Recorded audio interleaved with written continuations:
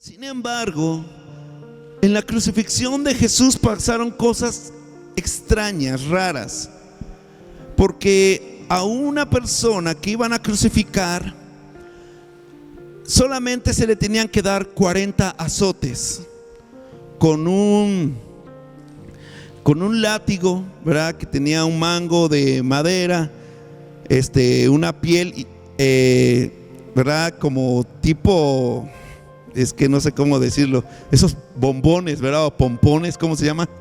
¿Verdad? Tenía muchos cueros y al final tenía una cuña así de hueso. Entonces a él, ¿verdad? Cada vez que pegaban, eso se insertaba en el cuerpo y podría sacar, ¿verdad? Parte de la piel. Pero a Jesús le jugaron algo chueco, que los verdugos le daban 40 menos 1 golpes. O sea, según la ley decía que al golpear a una persona 40 veces era suficiente. Si le pegabas 41 ya eres un sanguinario. Pero lo que ellos hacían es que contaban hasta 39 y paraban. Dejaban un rato, un tiempo y volvían a pegarle otras 39 veces. Y así el Señor recibió varias flagelaciones de 39, 39 y 39. O sea, fue más allá. La cruz, ¿verdad? El peso que eso tenía. Pero quiero que ustedes sepan que cuando nosotros hablamos acerca de la cruz, realmente, o la crucifixión era una de las muertes más dolorosas, más vergonzosas, porque principalmente se exhibía públicamente la maldad de las personas que llevaban esa cruz. Querían que todos se vieran y se burlaran y decían: ve, así se lo merece. Entonces, cuando nosotros vemos cualquier cruz, o en aquel tiempo la cruz realmente causaba pavor, era un símbolo, ¿verdad?, de maldad. Porque en Deuteronomio 21:23, nomás para que lo apunten, dice: maldito aquel que es colgado de un madero. Deuteronomio 21:23, eso es lo que dice. O sea, una cruz era una maldición, era un arma que asesinaba a las personas. Claro, muchas veces por cosas justas, pero en el caso de nuestro Señor Jesucristo fue algo injusto, ¿verdad? Entonces, pero yo le puse este título, esa cruz de Jesús, porque esta cruz de Jesús es muy diferente a lo que se venía llevando en utilidad a las cruces. Hoy nosotros podemos ver que hay mucha gente que lleva cruces en el cuello, lleva una cruz tal vez como pulsera, hasta como tatuajes, los ponen en las puertas, etcétera. Pero yo quisiera, a veces uno que empieza a analizar todo, uno piensa si realmente esas personas, o tú y yo como iglesia, tenemos la convicción acerca de la crucifixión, de lo que significa la cruz. Es aquella cruz de Jesús, aquella crucifixión de Jesús para nosotros. Si realmente nuestras convicciones son firmes acerca de esto, porque una convicción es algo, es una creencia firme acerca de lo que uno cree, y que no importando lo que digan, por ejemplo, a mí no me pueden hacer dudar que yo soy hombre, soy un varón. Yo estoy bien convencido de eso. Aunque alguien diga: yo te percibo como medio mujer, digo: tu abuela, ¿qué, verdad? Porque en realidad no es así. Bueno, perdónle para los de Nicaragua, porque para ellos es algo muy ofensivo, para mexicanos no, ¿verdad? Es como decir, ¿verdad? No vengas con tus cuentos, ¿verdad? No es una grosería. Pero bueno, sí, ya me acordé que los de Nicaragua, ¿verdad?, lo ven así muy ofensivo. Ok, entonces le decía que ni maíz palomero, ¿verdad? ¿Sí? Yo nunca me percibiría de esa manera, porque mis convicciones son firmes y nadie me va a mover de eso. Entonces, una gran convicción acerca de la cruz debe de ser proclamada Y por ejemplo, el apóstol Pablo, él era un tema central en cuanto a sus enseñanzas, en cuanto a la proclamación del evangelio, Jesucristo crucificado. Y en 1 Corintios capítulo 2 versículo 1 al 5 dice así: amados hermanos, la primera vez que los visité, no me valí de palabras elevadas ni de una sabiduría impresionante para contarles acerca del plan secreto de Dios. Diga, plan secreto de Dios, póngalo por ahí, ¿verdad? Plan secreto de Dios. Pues decidí que mientras estuviera con ustedes, olvidaría todo excepto a Jesucristo, el que fue crucificado. Todo puedo olvidar excepto a Jesucristo que fue crucificado. Me acerqué a ustedes en debilidad, con timidez y temblor, y mi mensaje y mi predicación fueron muy sencillos. En lugar de usar discursos ingeniosos y persuasivos, confié solamente en el poder del Espíritu Santo. Lo hice así para que ustedes no confiaran en la sabiduría humana, sino en el poder de Dios. Para el apóstol Pablo, la cruz tenía un gran significado y implicaba un antes y después en la vida de Pablo, y un antes y después en la vida de la humanidad. Y esta gran verdad, esta gran convicción no se la quedó él, sino que él la proclamó. Y es algo que como iglesia debemos de hacer: proclamar lo que pasó en la cruz y lo que significa para la humanidad y para nuestras vidas la cruz. Ahora, en 1 Corintios también vemos que él sigue hablando acerca de esto ahí, en 1 Corintios 23, 25. Esto es para afirmar de cómo constantemente el apóstol Pablo tenía este tema en su corazón, y tenía, cuando tuviera la oportunidad, la hablaba con poder, dependiendo del poder del Espíritu Santo. Y dice: entonces, cuando predicamos que Cristo, ¿qué? Fue crucificado, los judíos se ofenden y los gentiles dicen que son puras tonterías. Ahora, ¿por qué? Porque la gente puede decir: ¿cómo Dios puede venir y humillarse de esa manera y puede matarlo? Es algo que no tiene lógica. Los dioses de los griegos, los dioses de los romanos, que es una mezcla de lo mismo, nada más es la misma gata pero revolcada, ¿verdad? Realmente le cambiaron los nombres, pero son lo mismo. Ellos eran dioses poderosos, con gran ira, y que nunca morían, que siempre estaban por allá en un lugar en el universo, y eran tan poderosos que ellos no podían asimilar que nuestro Dios dejara su deidad, viniera y viviera como un ser humano, como usted y yo, y permitiera que lo flagelaran, que lo crucificaran en una cruz. Para ellos eran una tontería pensar eso. Sin embargo, para los que Dios llamó a la salvación, eso eres tú y yo, tanto judíos como gentiles, Cristo es el poder de Dios y la sabiduría de Dios. ¿Se acuerdan que era un qué? ¿Plan qué? Secreto, pero que fue revelado después, y ahora no es ningún secreto, porque a través de esa cruz el Señor limpió nuestros pecados. Amén. A través de esa cruz nosotros podemos tener libre acceso a la presencia de Dios. Entonces es poder de Dios, porque vence el pecado, porque nos da salvación y vida eterna. Dice: y ese plan ridículo, ¿verdad? O sea, que pensaba la gente, de Dios es más sabio que el más sabio de los planes humanos, y la debilidad de Dios es más fuerte que la mayor fuerza humana.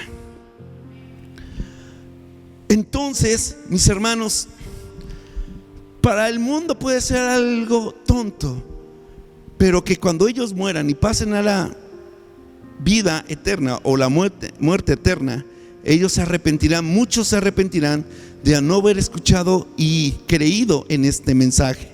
Ahora, pero ¿qué fue lo que realmente sucedió en la cruz? ¿Acaso solamente fue un hombre, Jesucristo, colgado en un madero y ya? ¿Qué tiene que ver con nosotros? Porque a eso venimos, ¿verdad? A eso usted viene a aprender. Bueno, ¿qué tiene que ver la cruz conmigo? Esa cruz de Jesús, no las otras cruces, porque otros murieron en esas cruces, pero tiene un gran significado para la humanidad y para nuestras vidas el hecho de que Jesucristo estuviese ahí colgado por algunas horas en esa cruz y que trajera un cambio a nuestras vidas. Entonces, ¿qué tiene que ver con nosotros? ¿Cómo nos afecta eso? Bueno, solo tengo un punto, pero con varios puntos, subpuntos, mejor dicho, ¿verdad? Ok, ¿qué tiene que ver la cruz con nosotros? Bueno, que la cruz es el plan predestinado de Dios para salvarnos. ¿Qué tiene que ver la cruz y por qué tuvo Jesús que morir en una cruz? Ahorita se los explico. Pero la cruz es el plan predestinado, era el plan secreto de Dios que ni Satanás sabía, porque si él hubiera sabido que él iba a resucitar, no le hubiera crucificado. Por eso era secreto y nadie más iba a saber eso, solamente el Padre. Y cuando, bueno, yo me puedo imaginar muchas cosas, pero es algo impresionante el imaginarme ver la cara de Satanás cuando Jesús se levanta. Y ahora sí dice, estamos acabados. Ahora sí, ¿verdad? Están nuestros días contados. Ese era el plan secreto de Jesús, de Dios, la cruz. Y la cruz se trata de cómo Dios cumplió su plan predestinado para que cada persona fuera salva. Ese era el plan de Dios. Esa cruz, aquella cruz de Jesús, era la manera en que Dios iba a cumplir su plan para salvar a todo el mundo, redimirlo de todos sus pecados. Esto es algo impresionante, porque mientras por este lado Satanás pensaba y los religiosos que habían acabado con el Hijo de Dios, por otro lado es que decía, ese era mi plan. Cayeron todos redonditos, ¿verdad? Y eso nos dio la victoria. Y por eso Pablo dice, sobrida es la muerte en victoria, porque ese era el plan secreto del Señor. Primera de Pedro, capítulo 1, versículo 19 y 20 dice: entonces vemos que aquella cruz de Jesús era ¿qué? El plan predestinado de Dios para salvarnos. Dice Pedro, sino con la sangre preciosa de Jesús, que fue ofrecido en sacrificio como un cordero sin defecto ni mancha, Cristo había sido destinado. ¿Ya vieron cómo era un plan que se tenía antes de todos los tiempos? Cristo había sido destinado para esto desde antes que el mundo fuera creado. Pero en estos tiempos últimos ha aparecido para bien de ustedes. El plan de salvación no fue planeado después de que Adán y Eva pecaron. No. El plan de Dios, la cruz, la forma en que Dios preparó todo para que el mundo fuera salvo, no lo planeó después de que Adán y Eva pecaron.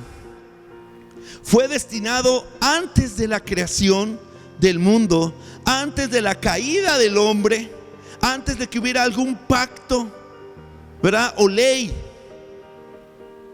Fue antes de, ya Dios lo tenía en su mente.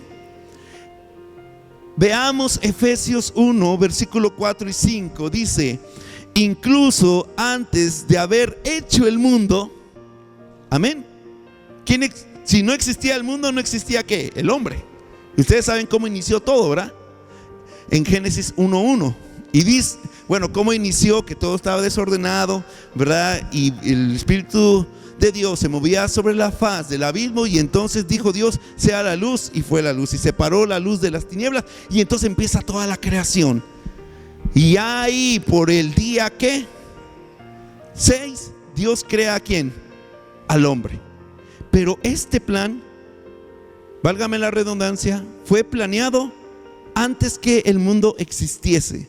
Y dice: incluso antes de haber hecho el mundo, Dios nos amó y nos eligió en Cristo para que seamos santos e intachables a sus ojos. Dios decidió de antemano adoptarnos como miembros de su familia al acercarnos a sí mismo por medio de Jesucristo. Eso es precisamente lo que Él quería hacer, y le dio gran gusto hacerlo. Dios planeó la salvación de la humanidad, y esto trajo ¿qué? Alegría al corazón de Dios. Pero lo hizo antes. ¿Por qué? Porque ya sabía que nosotros íbamos a fallar. Él ya de antemano lo había hecho. Pero hay algo aquí que debes de tomar para ti: que antes de que todo fue creado, ya Dios nos amaba. Ya Dios nos mostraba su amor. Y ¿cómo iba a hacer volver a la humanidad a Él mismo? ¿Cómo es que iba a volver el corazón de nosotros a Dios? A través de su Hijo Jesucristo. Este era un plan secreto. Este era un plan que nadie sabía. Solamente la Trinidad, solamente Dios mismo sabía cómo iba a hacer que esa cruz, aquella cruz de Jesús, iba a ser el plan para redimirnos a todos nosotros. Ahora, ¿qué le motivó a Dios a hacer todo esto? ¿Qué fue lo que le motivó a Dios el salvarnos a nosotros? Y aquí es donde nosotros encontramos el significado de aquella cruz, de la cruz de Jesucristo. Ahora, la cruz ha sido uno de los símbolos, ¿verdad?, más significativos del cristianismo. Y hoy yo quiero que ustedes tengan esa convicción clara de por qué nosotros ponemos la cruz. Claro, ponemos una cruz sin ningún hombre ahí. ¿Por qué? Porque Jesús no se quedó en una cruz clavado. Amén. Él no se quedó ahí. Él fue sepultado, pero al tercer día ¿qué? Resucitó. Pero eso lo vemos el domingo. Amén. Entonces, ¿qué le motivó a Dios salvarnos? ¿Por qué? ¿Qué vio Dios en Uriel, en Ceci, en Walter, en Mariné? Bueno, Él escogió salvarnos a ellos, a nosotros, porque sabía que la humanidad pecaría. Amén. Romanos 3:23 dice: por cuanto que todos pecaron y están destituidos de la gloria de Dios. Por cuanto todos nosotros pecamos, Dios sabía claramente que todos íbamos a pecar, porque todos pecamos. Una de las metas de Dios en la cruz era el perdón de nuestros pecados. Ahí está el significado. Que como nosotros íbamos a fallar, nosotros somos pecadores, somos débiles en desobedecer los mandamientos de Dios. Dios, una de las metas que tenía en aquella cruz, en la vida de Jesucristo ahí crucificado, era el perdón de nuestros pecados. Todos nosotros hemos pecado y podemos tomar dos caminos. Tú como pecador vas a tener que tomar uno de estos dos caminos. Podemos ser confrontados por nuestros pecados y pagar las consecuencias de ellos. Ese es un camino. Al no elegir a Jesús, creer en Él, usted va a tener que afrontar las consecuencias de sus pecados, o dos, ser perdonado de ello. Son dos caminos que la gente elige en vida: o soy perdonado aquí en la tierra, o sufro las consecuencias de mis acciones, recibo la paga de mis pecados. Colosenses capítulo 2 versículo 13 al 14 es uno de los pasajes que nos debe de dar mucho gozo. Dice: ustedes en otro tiempo estaban muertos espiritualmente a causa de sus pecados. O sea, estás frito, ya estás listo, ¿verdad? Como dicen. Una vez que usted hace algo malo y lo pillan, dicen, ya está listo. Por ejemplo, cuando ya los narcotraficantes andan escabulléndose y andan delictiendo, pero ya la inteligencia policial, ¿verdad?, empieza a saber, ya lo tienen aquí. Yo he visto documentales del Chapo Guzmán en donde, ¿verdad?, hacen toda una estrategia y van y lo atrapan y ya, está listo. Tarde o temprano les va a caer, ¿qué? La justicia. Y van a tener que pagar por sus acciones. Entonces, acá dice que nosotros estábamos espiritualmente muertos a causa de nuestros pecados, y por no haberse despojado de su naturaleza pecadora, despojado de su naturaleza pecadora, no habían recibido perdón de Dios. Pero ahora Dios les ha dado vida juntamente con Cristo, en quien nos ha perdonado todos los pecados. Dios anuló el documento de deuda que había contra nosotros y que nos obligaba. Lo eliminó clavándola en la cruz. Todas tus deudas, todo tu pecado, no deudas monetarias, ¿verdad? Estamos de tus deudas, cuentas con Dios, tus desobediencias y cada uno de tus pecados. Cuando tú llegas a creer en Jesús, entonces tú recibes el perdón de Dios, y el Señor dice: yo pagué por estos pecados. Entonces a nosotros, por eso es que el cristiano debe ser la persona más feliz del mundo. No debemos de ser como aquel canto que dice cara de limón, ¿verdad? Que estamos con nuestra cara así, ay, qué aburrido, no sé qué. No, debemos ser las personas más felices. ¿Por qué? Porque, vea, se los voy a ilustrar. Dije, ¿cuándo voy a contar este testimonio? Hoy es el día, hermanos. Qué bueno que vinieron. Ustedes son los elegidos el día de hoy. El martes pasado, lunes o martes, fui. Lunes. El lunes pasado, yo en el 2020 tuve un problema de gastritis muy severa, al grado de que yo ya no aguantaba más. Me aguanté como 24 horas o más con ese dolor terrible, y esa noche no dormí nada, y yo pedí al pastor Richard que me llevara al hospital. Fui al hospital, y como cuando entré a emergencias, al Calderón Guardia, ¿sí fue el Calderón? Bueno, no sé, uno que está por allá, siempre me confundo. Bueno, fui al hospital. El caso es que se tardaron un poco en atenderme y por fin me recibieron. Pasó el tiempo, claro, ahí me trataron muy bien, me pusieron unos chuponcitos para ver un electrocardiograma, me pusieron sueros, me inyectaron medicamento, etcétera. Pero después de unos 6-7 meses volví a recaer, ¿verdad? Y no es por el chile, es por otras cosas, ¿verdad? La grasa, no sé. El caso, ¿verdad?, que no me quisieron atender ahí en el Calderón, bueno, en ese hospital X, y me enviaron a uno de Guadalupe. El caso que ahí tampoco, pero ahí esa persona tuvo la dignidad de decirme: ¿por qué no me atendieron? Es que usted tiene una deuda con la caja. Digo, ¿cómo que tengo una deuda con la caja? Sí, de 564,000 colones. Y yo con el dolor, más dolor. Entonces dice: le tendremos que añadir a esa cuenta la atención de aquí y los medicamentos. Bueno, ok, sí, délo. Ahí después veo cómo le hago. Y resulta que el día que me fui la primera vez a atender, uno tiene que pagar por el 5, ¿verdad? Los primeros 5 días, pero parece que ahí era 9-11 y me fueron a atender. Estaba moroso.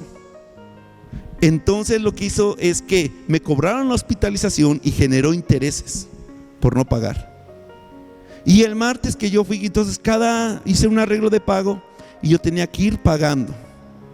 El caso, ¿verdad? Que cuando yo llego a pagar este martes, paso a la caja y dice, a ver, présteme su cédula. No tiene un voucher, se lo doy. No tiene otro que se vea más claro. Y yo llevaba un folder donde tengo todos los tiquetes del pago, ¿verdad? Y se lo doy y dice, no, es que no me genera nada, ha de haber un problema. Digo, hijos. Y confieso, no había pagado lo de enero, febrero y ya estaba lo de marzo. Y a mí me habían dicho que después de 3 se acababa el contrato y tenía yo que volver a pagar todo. O sea, así son los de la caja, ¿verdad? Son crueles con los enfermos, se aprovechan de nuestras enfermedades, ¿verdad? Bueno, el caso es que dice, no, bueno, si quiere. Digo, ¿y dónde puedo ver eso? Pues yo estaba asustado, digo, no me voy a dar una gastritis ahí, ¿qué va a pasar, verdad? Entonces me dan la ficha para ir al de cobro. Y bueno, ahí tuve que esperar unos cuantos minutos y me llama el muchacho, ¿verdad? Me atiende y va, dice, muchacho, va a ver. Y empieza ahí a meter en la computadora y todo eso. Y dice, no, pues ya, muchacho, usted ya acabó de pagar, ya no tiene ninguna deuda. Dice, usted ya no paga. Dice, el primer caso que veo que alguien viene a pagar y no sabe que ya acabó de pagar su deuda. Pero la sensación que yo sentí de ya no deber nada fue realmente un respiro, una alegría. Y yo hasta decía, ¿qué compramos? ¿Verdad? Con ese dinero que iba a pagar de 3 meses. Y realmente para mí fue una gran alegría. Y es por eso que cuando nosotros vemos la cruz de Cristo y saber que nuestros pecados han sido completamente perdonados, ¿qué nos debe dar? Alegría. Debemos de ser las personas más felices. ¿Por qué? Porque experimentamos el perdón de nuestros pecados. Entonces, ¿qué fue lo que le motivó al Señor, verdad? Salvarnos. Bueno, el saber que nosotros íbamos a ser pecadores, pero que en la cruz íbamos a obtener ¿qué? El perdón de nuestros pecados. Ahora, la segunda razón, ¿qué le motivó a Dios para salvarnos? 2, su amor. Su amor. Romanos 5, 8 y 9 dice, pero Dios mostró el gran amor que nos tiene al enviar a Cristo a morir por nosotros cuando todavía éramos pecadores. Entonces, ya que hemos sido hechos justos a los ojos de Dios por la sangre de Cristo, con toda seguridad Él nos salvará de la condenación de Dios. ¿Qué fue lo que le motivó? Su amor. Porque nosotros no tenemos nada que pueda inspirar a Dios a amarnos. Él nos ama porque Él es amor. No porque tú seas bonito, seas muy guapa, muy carita, ¿verdad? Muy galán. No es por eso que Dios nos ama. Él nos ama porque es su naturaleza amarnos. Y Él nos amó antes de crearnos. Ni siquiera sabíamos que íbamos a ser feos. Y nos amó. Y nos amó de antemano, ¿verdad? Entonces eso es algo grande, ¿verdad? Entonces esta clase, mis hermanos, de amor sublime está fuera de nuestra comprensión humana. ¿Por qué Dios tiene que amarnos a nosotros si nosotros somos malos? Si nosotros somos pecadores, nosotros le desobedecemos cada momento sus mandamientos. Pero ese amor de Dios, ese amor de Dios es el amor de un Dios justo. Es el amor de un Dios santo. Y que tiene esa clase de amor de despojarse y venir y dar su vida por todos nosotros los pecadores.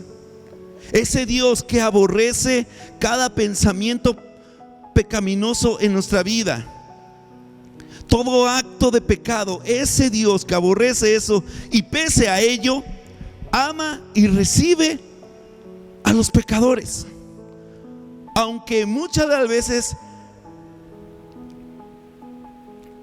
aunque ellos que muchas veces no quieren dejar su pecado y aborrecen a Dios, son objetos de su amor redentor. Hay mucha gente que aún así rechaza el amor de Dios, aún así, ¿verdad? A pesar de que saben de que Dios les ama,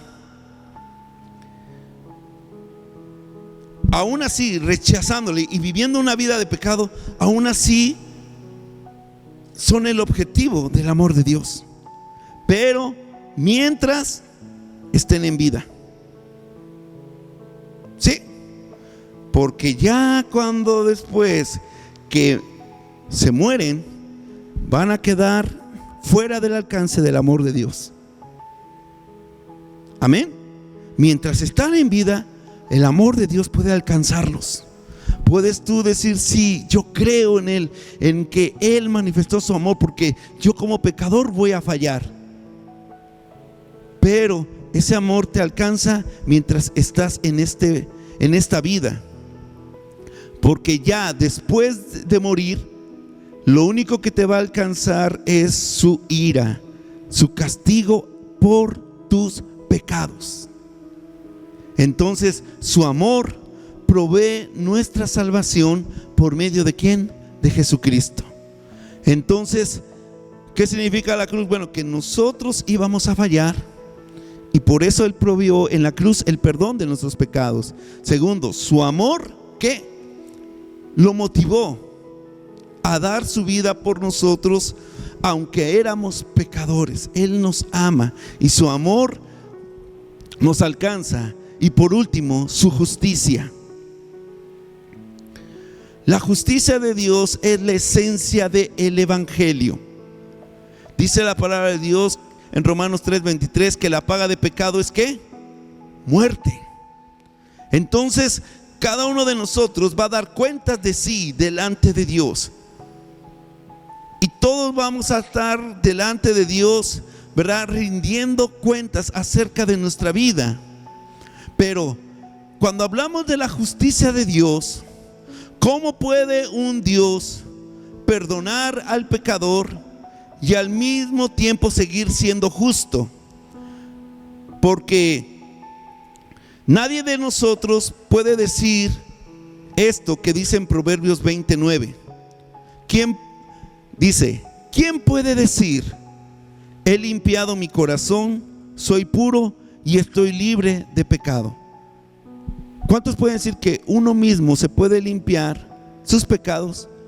Sí, yo ya me los limpié, ¿verdad? Y ahora estoy libre de pecado. Nadie de nosotros. Ahora, pensemos un momento. Si Dios es justo, entonces Él no tendría por qué perdonarnos. ¿Por qué? Somos culpables del pecado. Y si Dios aplicara su justicia, entonces todos nosotros tendríamos que ir al infierno, porque Él es justo. Ahora, Dios es un Dios santo. ¿Saben? Él no es compatible con el pecado. Él no tolera el pecado delante de su presencia. Él destruye el pecado. Él aborrece todo pecado. No hay en el cielo ninguna pizca, ninguna partícula microscópica de pecado delante de su presencia. Y como es un Dios santo, no puede pasar por alto nuestros pecados sin que nuestros pecados sufran una consecuencia. Porque la paga del pecado es ¿qué? La muerte. Así que, viéndolo por este lado, un Dios santo, un Dios justo, tiene que aplicar su justicia, y su santidad mismo nos destruiría a todos nosotros, acabaría con nosotros. ¿Por qué hay tanta maldad en el mundo? No es culpa de Dios, es porque el hombre está lleno de maldad, se ha apartado de Dios. Y dice: sí, ¿por qué Dios no acaba? Si es tan poderoso, dicen, ¿por qué no acaba con la maldad de una vez y para siempre? Porque tendría que empezar por nosotros. No existiría ningún ser humano. Por eso es que Dios planea ese plan secreto, la cruz de Jesús, para mostrar su justicia. Alguien tiene que pagar por el pecado de la humanidad. Alguien tiene que pagar y ser condenado por el pecado de todos. Y el Señor en el Antiguo Testamento empieza a revelar acerca de dos cosas que nosotros vamos a encontrar ahí en la Biblia, que es expiación y redención. Expiación y redención. Y empieza a mostrarlo a través de unos corderitos, unas cabras, de los cuales uno ponía la mano, empezaba a confesar sus pecados, y esa cabra tenía que morir. ¿Para qué? Para quitar los pecados. Sin embargo, la persona seguía pecando y el pecado de Dios seguía presente delante de su presencia. No era totalmente limpio. Entonces, ¿qué es expiación? Rápidamente, consiste en padecer el castigo por los pecados. No tengo esa definición ahí. Se me olvidó. Bueno, escuchen, la expiación consiste en padecer el castigo por los pecados, con lo cual se eliminan los efectos del pecado, y el pecador arrepentido entonces puede reconciliarse con Dios. Entonces consiste en que para poder perdonar los pecados tiene que haber un castigo. Sí o sí tiene que haber un castigo. Y el plan secreto de Dios era ¿quién? Jesucristo, que llevara el castigo de todos nosotros. Isaías 53 dice, ¿verdad?, que el castigo de nuestra paz fue sobre él. Y está la otra palabra, que es la redención. Redención significa rescatar mediante el pago de un precio, de una recompensa, ¿verdad? Bueno, pagar algo. O sea, yo voy a rescatar, pero voy a pagar con mi vida la libertad de todos los seres humanos. Eso es redención. Expiación es que alguien tiene que padecer el castigo por los pecados, y esto va a eliminar las consecuencias del mismo pecado, que es la condenación. Y la redención significa rescatar a alguien mediante el pago de un precio. Por ejemplo, en los tiempos de la colonización romana, del Imperio Romano, había muchas guerras, y lo que se hacía es que cada vez que se conquistaba un país, se tomaban prisioneros, se tomaban esclavos, y entonces estos esclavos se llevaban a un mercado de esclavos. Entonces había ciertas condiciones, ¿verdad?, ciertas leyes antiguas, que solamente podría ser libre un esclavo si alguien pagaba el precio que demandaban para liberar a ese esclavo. Ahora, ¿cuál es la demanda de Dios para el perdón de pecados? La paga de pecado es, ¿y quién murió? Jesús. Jesús es el que vino a pagar el precio de nuestra redención. Tú y yo debíamos, por haber fornicado, por haber mentido, cometido adulterio, etc. Esa es nuestra deuda. Nosotros debimos de haber recibido ese castigo, pero el Señor pagó, ¿sí?, con su vida, nuestra paz, nuestra reconciliación con Dios. Dios siempre pensó en la expiación para redimir nuestros pecados. Y Jesucristo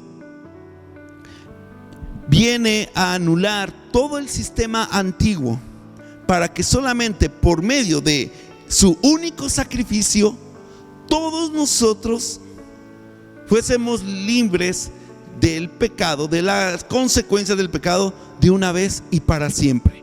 Y Hebreos 10 versículo 1 y 2 dice lo siguiente: El sistema antiguo bajo la ley de Moisés era solo una sombra, un tenue anticipo de las cosas buenas por venir, no las cosas buenas en sí mismas.